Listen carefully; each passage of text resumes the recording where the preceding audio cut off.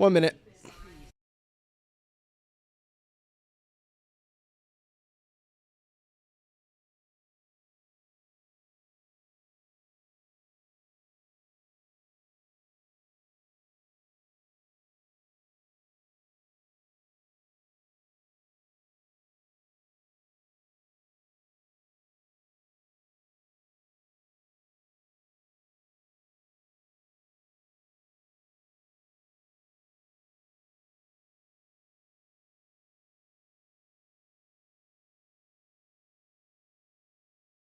Stand by.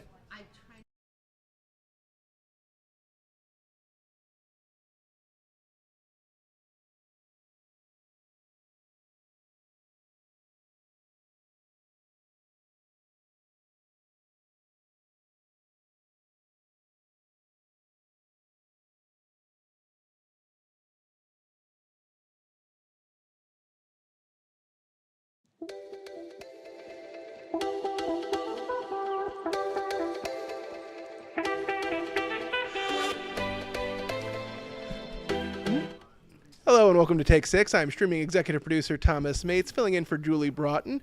She is going to be in this evening, filling in for Jonathan Kegnis, so she is working the late shift, and I'm filling in for her today. We've got a lot going on for you today. We are going to be taking a look at a local retiree who is working to bring her love of golf to help support a after-school program in the Paramore area. We'll also be taking a look at an investigation by Lewis Bolden about how a couple almost wasn't able to buy their dream home because their down payment was intercepted by a group of fraudsters who managed to redirect that down payment to their bank account. We'll take a look at that story and how you can protect yourself. And we're also going to be speaking with News 6 reporter Stephanie Rodriguez in a moment. She is following up on a story out of Orange County. Excuse me. She's following up a story out of Orange County. The the Veterans Administration is facing some cuts, as are many departments under the Trump administration, and that is causing concern among veterans that they may see delays in care, more so than what they may already be seeing. That'll be coming up in just a moment. But before we get to all of that, we need to check in on the weather. It is chilly today, and we are expecting a bit of an even colder start tomorrow. For more on that, we are joined now by the Weather Wonder Woman, Michelle Morgan. Michelle, how are you doing? I'm doing great, Thomas. How are you doing today? Not too bad, not too bad. I think I had a little bit of a rough start there, but now I've got all my ducks in a row, so we're Oh, we're that's good to go. good. I just want to say I'm really digging that swoop you got going on Oh, there. thank I you. love it. It's But yeah, it's trying my best. no, it looks great. But yeah, Thank you you. know what? You were right. We are looking at some cold weather returning to Central Florida. So let's just get right into it. It is chilly across the area right now. Temperatures are struggling to get into the 60s. As we take a live look outside downtown Orlando, we're looking at overcast conditions. We had a front that passed through yesterday that brought beneficial rain to the area. It's been so dry across Central Florida. So, really, any little bit of rain will help with that drought situation. But we're looking at 57 in Orlando, winds out of the north northwest at 10 miles per hour and getting gusts up to 11 miles per hour. Now, it is going to stay breezy all day, lasting into tonight and tomorrow morning. So, where temperatures are going to be downright cold once again. So, we're not finished with winter quite yet, but as we take a look at the radar scan here, it looks pretty clear, but some folks are running into some misty conditions along the I-4 corridor because it's so cloudy, the humidity is high, and looking at a little bit of that sprinkle activity at the moment. That will let up as we go through the afternoon hours. In fact, the clouds are going to thin out and we're going to see abundant sunshine as we wrap up our Thursday. Now, temperatures, we're still in the lower 50s in DeLand, Sanford, and Daytona Beach as we head up to Ocala at 56, 57 in Kissimmee and Cocoa Beach, and 59 in Melbourne and Mico. Now, the winds, again, we are getting some strong winds, especially north of the metro area at 11 miles per hour in Ocala, 13 miles per hour in Daytona Beach, and 10 miles per hour in Cocoa Beach in Melbourne. Because of the strong winds now, we are looking at a high rip current risk along our east coast. Also to note, last time I checked, that we are receiving gusts up to 15 miles per hour at the moment. So here's a look at your planner. Mostly cloudy skies as we go through the rest of at least the next couple of hours or so. Temperatures in the lower 60s. As we get closer to the 3 o'clock hour, we're looking at 64. So you'll certainly need a jacket, maybe a light jacket as we go through today, and then seeing a daytime high of 62 and 64 degrees in some locations. Now, for the rest of Central Florida, a high of 64 in Sanford, Titusville, and Cape Canaveral, 60 in Palm Coast, and 63 in Ocala. Now let's talk about this dangerous cold. Not only for us here, really a good chunk across the US. Now we have that Arctic air that's going to be settling over parts of Texas, stretching into Oklahoma, even Nebraska and Missouri, where those areas most likely will be dealing with record cold temperatures tonight, mainly in the morning, tomorrow morning. Now, for areas that are highlighted in that magenta color, there'll be near records early Friday morning. And this is very impressive, especially for the month of February. So, some cold air just locked up north, just making its way across central Florida, will arrive as we go through the overnight hours. Now, let's talk about how cold it's going to get. We're looking at near freezing temperatures, especially north and west of the I-4 corridor.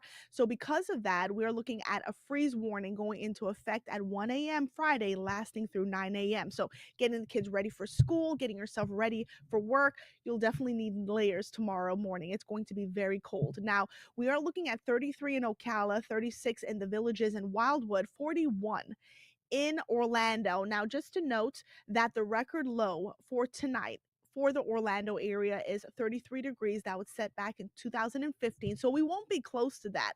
But nonetheless, this is cold for Florida. So we'll be dealing with that through the overnight hours. 38 for Claremont, 38 in Claremont, and 48 in Cocoa Beach, Cape Canaveral, 41 in Daytona Beach. Now, it is going to stay breezy, as I mentioned, as we go through the overnight. Winds getting a little bit stronger now out of the northeast between 10 to 20 miles per hour, gust up to 25 miles per hour. This will be early Friday morning. So that is going to create a wind chill, what it's going to feel like on the skin.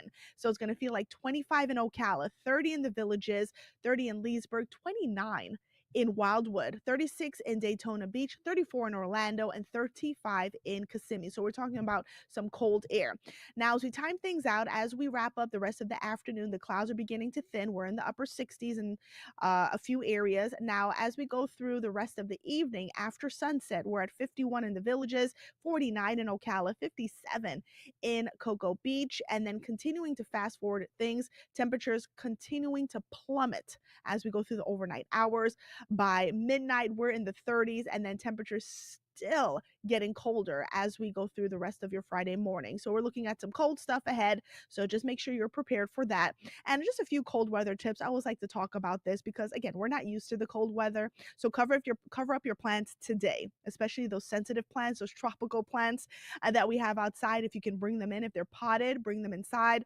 And definitely don't forget about your pets. It'll be way too cold outside for them. If you can't bring them in, just make sure they have a warm spot as we go through the overnight, and your pipes will be fine. We're not talking about pipe bursting temperatures. So here's a look at your 7-day forecast, what to expect as we go through the rest of the week, heading into the weekend. This will be the coldest morning. That will be tomorrow morning. After that, we're looking at 62 on Friday, and then we're still in the 40s as we head into Saturday morning. But your weekend forecast looking fantastic. It will be mostly dry. A big area of high pressure is going to be over the southeast, keeping things pleasant, but it's also going to allow our temperatures to warm. So we're looking at 70 on Saturday, 72 on Sunday, lower 70s as well on Monday with a few isolated showers, and then temperatures climbing back into the upper 70s Tuesday and Wednesday. So a little bit of everything for Mm-hmm. everyone. Yeah, well, I mean, barring tomorrow morning, which is going to be a bit of a cold start, it's Mm-hmm. looking pretty good. I'm It not going does. to complain about, mid 60s, low 70s, certainly not in Florida. So I'm happy to see that. I'm glad we're not going to get that real severe cold that they're seeing in the Yes. Midwest.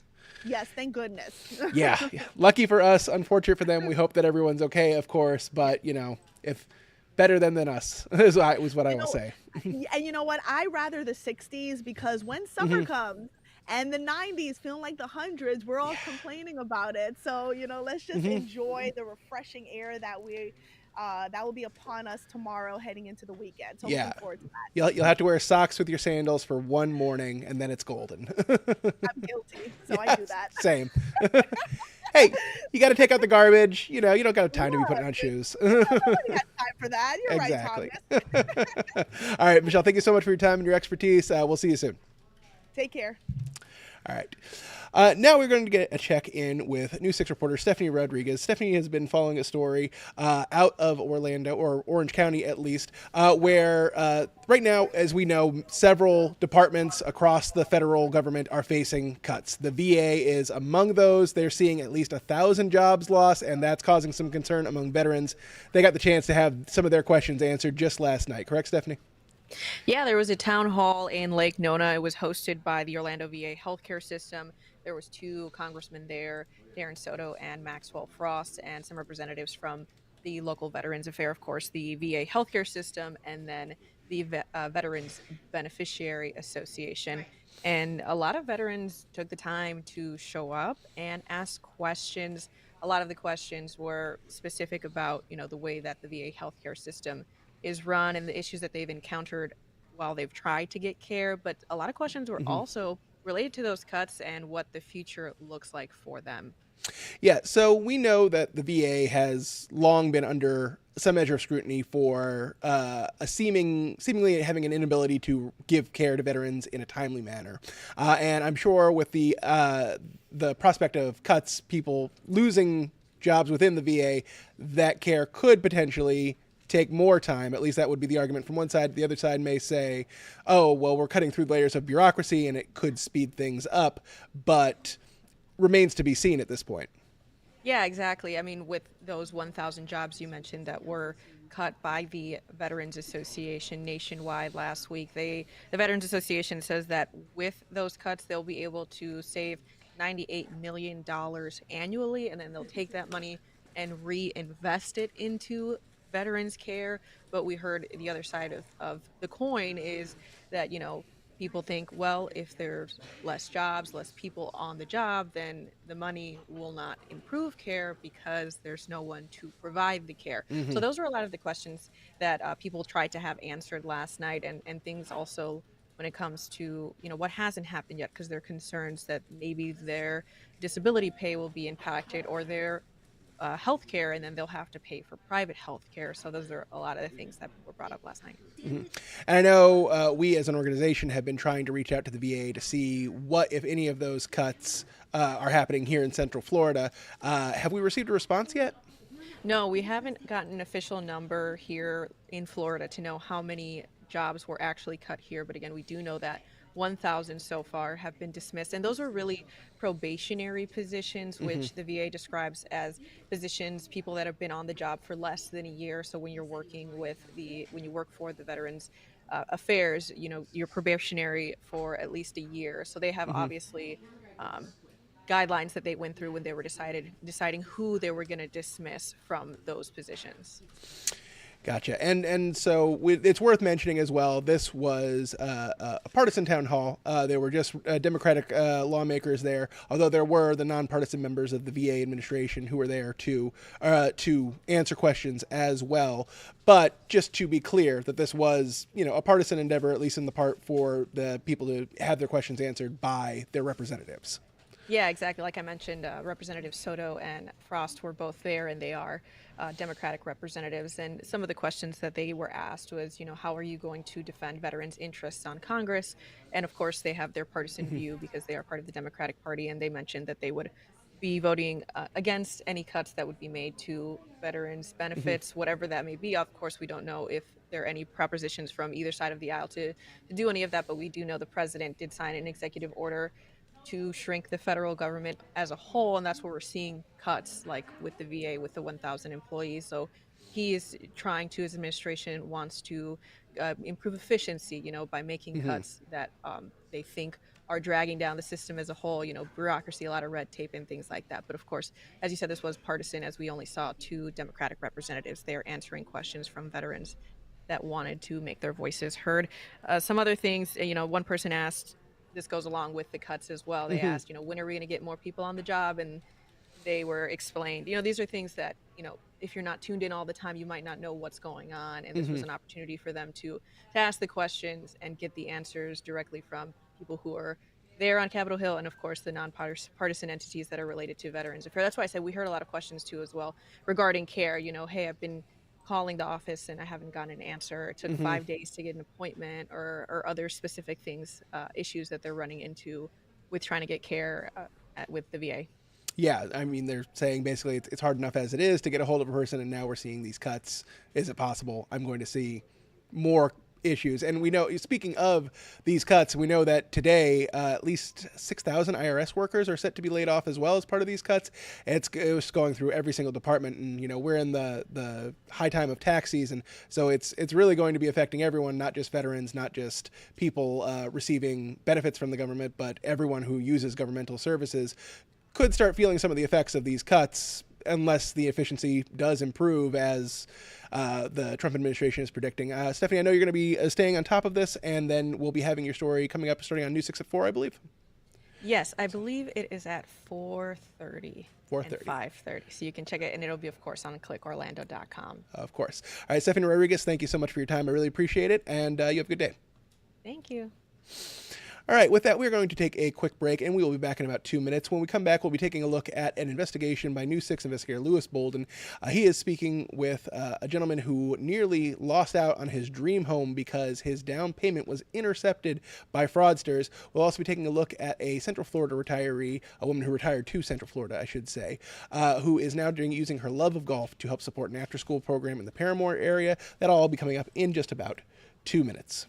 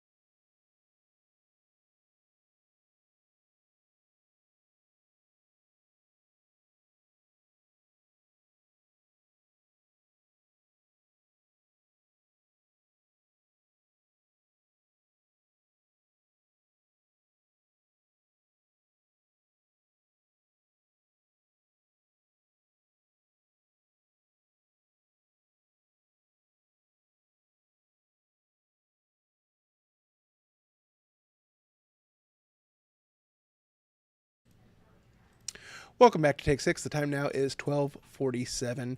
I'm streaming executive producer Thomas Mates, filling in for Julie Broughton. She is filling in this evening for meteorologist Jonathan Kegas, so she will be joining us coming up tonight on News 6 at 5. Right now, we want to take a look at an investigation from News 6 investigator Lewis Bolden. He spoke with a man who almost lost out on his dream home because a con artist was able to misdirect his down payment and send it to the wrong bank account. Here's Lewis with that story. It was a rough day.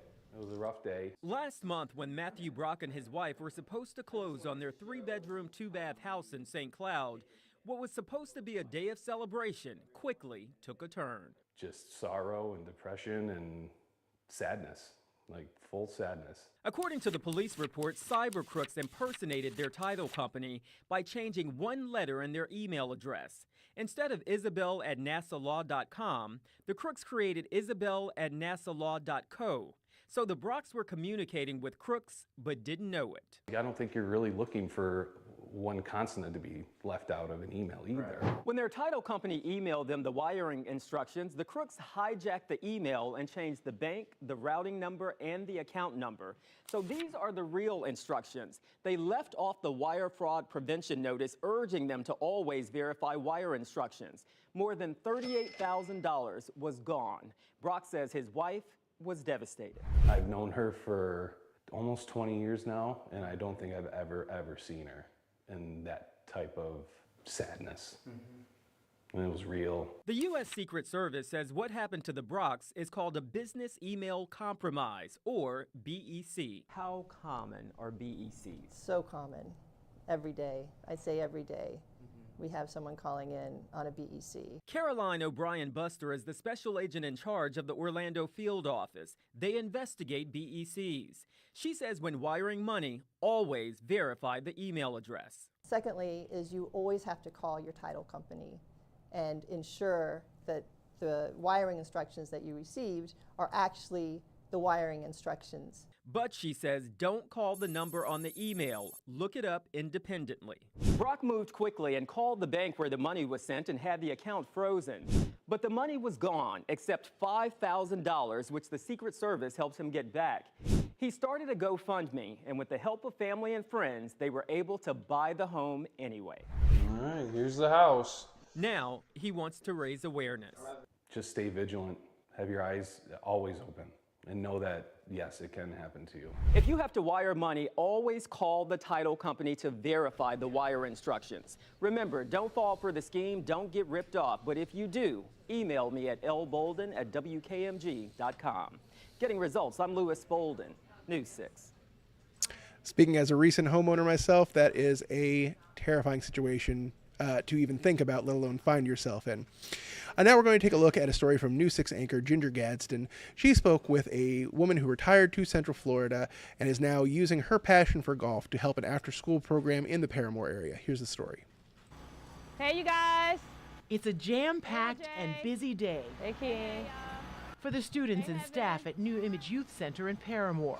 All right, who has homework? It's an after-school program started by Dr. Shanta Barton Stubbs. The nonprofit is a safe haven for kids from kindergarten to 24 years old. We're known as the Good in the Hood, and it is always our goal to provide a safe haven for the youth and to make sure that they are excelling in certain areas such as academics. You're gonna add all those together. Social development, Very good. health and wellness. We have a crisis intervention program and social justice. This is sweet basil. They even teach kids gardening skills. New Image has been growing in Paramore for 20 years now, yet it was started somewhat by accident. What I was doing at the time was playing a game of Monopoly with 4 children, and those kids began to come back every day and ask for me. So here we are 20 years later. It's not like I chose this 100%, but it definitely chose me. With only $1,500 and a dream, she made the center her life's work. He was a famous boxer before becoming a civil rights leader. They rely on grants and donations to stay open, but sometimes those funds are low. Not only do we swing with purpose, but we also putt with purpose.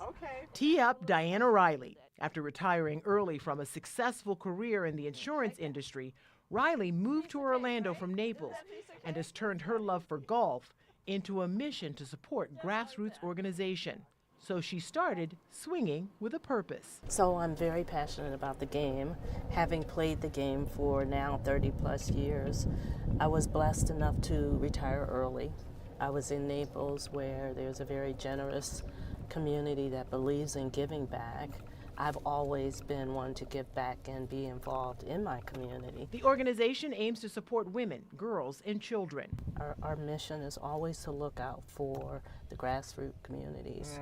Those organizations, they don't have the bandwidth, Ginger, that most of the larger organizations do to be able to tap into the golf philanthropic dollars. So our goal is to be the face of those organizations, to advocate for them, to make the community aware that these organizations exist. Her first golf tournament was a resounding success, raising $100,000 in grants for 5 organizations, including the $50,000 last year that was given to New Image. She was the poster child for who we like to help. She was this small organization, true grassroots. There is no better description of grassroots than New Image Youth Center. And what she does to these 60-plus kids that she serves there, and a lot of people didn't know about her. So that is exactly who we look for and who we want to help. And here's the thing, you don't have to do anything. You can just enjoy your life and live out here and no one would ever know. Why are you doing it? Because it matters and it gives me joy. My mom always said, to whom much is given, much is required. Barton Stubbs says Riley and Swinging with a Purpose have been a blessing to her and on par with what she's trying to accomplish at New Image, one child at a time. And in the climate in the world that we're living in now, we really need to focus on being able to nurture each other, show love, show that compassion, and just being able to build up communities and not tear them down. That was News 6's Ginger Gadsden reporting. That story will be coming up again later on this evening. And you can find the full story on clickorlando.com. That'll do it for us today here on Take 6. Thank you so much for joining us. Again, Julie Broughton will be back starting on News 6 at 5, but of course we'll be starting on News 6 at 4. Michelle Morgan will be in again to deliver your forecast, and of course we'll have all your headlines from the day. Thank you so much for joining us here on Take 6, and have a pleasant day.